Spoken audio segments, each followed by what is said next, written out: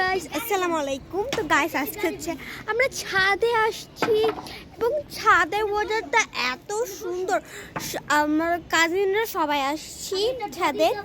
এত সুন্দর একটা ওয়েদার, আপনারা দেখে তো পুরো পাগল হয়ে যাবেন।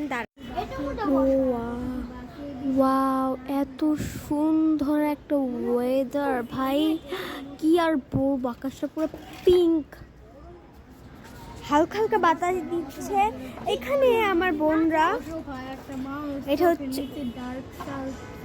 এটা হচ্ছে আমার বড় বোন, এটা মেজো বোন, আর এটা হচ্ছে আমার ছোট বোন। মানে আমার বড় হয় তিনজন বড়ই হয়, তাও মানে তিন বড় বোন বসে আছে এদিকে। আমি জানি না ওরা এমন পাড়ায় কাকিমাদের মতন বসে আছে বা ফকিন্নিদের মতন বসে আছে কেন, আমি জানি না। I don't know, but